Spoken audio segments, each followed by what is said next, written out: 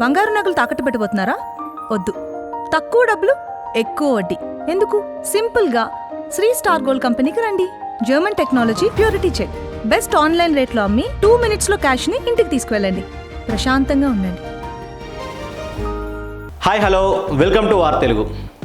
మనిషి అనుకుంటే సాధించలేనిది ఏదీ లేదని చెప్పేసి నిరూపించిండు మన తెలుగు టెక్ యూట్యూబర్ సయ్యద్ హఫీజ్. పెద్ద పెద్ద సెలబ్రిటీలకు మాత్రమే వచ్చే అటువంటి అరుదైన గౌరవం ఈయనకైతే వచ్చింది. అదేందో ఇప్పుడు మనం తెలుసుకుందాం. సయ్యద్ హఫీజ్ ఇతను పెద్దపల్లి జిల్లా గోదావరిఖని పట్టణంలో అయితే ఈయన నివసిస్తూ ఉంటాడు. ఫోర్బ్స్ ఇండియా డిజిటల్ స్టార్ మ్యాగజైన్లో టాప్ 100లో ఇప్పటికే ఇతను 32వ స్థానం అయితే దక్కించుకున్నాడు. మన తెలుగు టెక్ యూట్యూబర్ తెలంగాణ వాసి అయిన సయ్యద్ హఫీజ్కు యూఏఈ వాళ్ళు గోల్డెన్ వీసా అయితే ఆఫర్ చేసిర్రు. ప్రపంచవ్యాప్తంగా 10,000 మందికి మాత్రమే వీళ్ళు ఈ గోల్డెన్ ఆఫర్ అయితే ఆఫర్ చేస్తారన్నమాట. 2011లో ఈయన తెలుగు టెక్ యూట్యూబ్ ఛానల్ అయితే ఒకటి స్టార్ట్ చేసిండు. ఇతని ఛానల్లో టెక్ వీడియోలు పోస్ట్ చేస్తూ ఉండేటోడు, ఇంకా స్క్రీన్ రికార్డింగ్ వీడియోలు పోస్ట్ చేస్తూ ఉండేటోడు, ఇంకా కొన్ని ఈ-కామర్స్ వెబ్సైట్లలో జరిగే కొన్ని మోసాలకు సంబంధించిన అవేర్నెస్ వీడియోస్ చేస్తూ ఉండేటోడు. మొబైల్ అన్బాక్సింగ్లు, ఇంకా ఎలక్ట్రానిక్ థింగ్స్కి సంబంధించిన కొన్ని విషయాలను ఇతను ఎక్స్ప్లెయిన్ చేస్తూ ఉండేటోడు అనమాట ఇతని ఛానల్లో.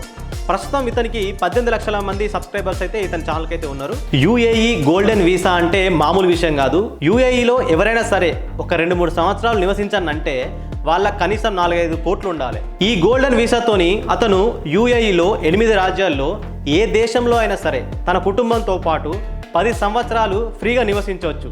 ఇలాంటి ఒక బంపర్ ఆఫర్ మన తెలంగాణ యూట్యూబర్కి దక్కడం చాలా గర్వించదగ్గ విషయం.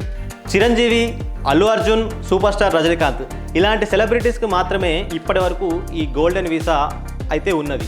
ఈ గోల్డెన్ వీసా రావనంటే వాళ్ళు వ్యక్తి యొక్క క్యారెక్టర్ చెకింగ్ అయితే చేస్తారు, బ్యాక్గ్రౌండ్ వెరిఫికేషన్ చేస్తారు. అన్నీ కరెక్ట్గా ఉంటేనే వాళ్ళు ఈ ఆఫర్, ఈ గోల్డెన్ వీసా అనేది ఆ క్రియేటర్కి అయితే ఇస్తారు.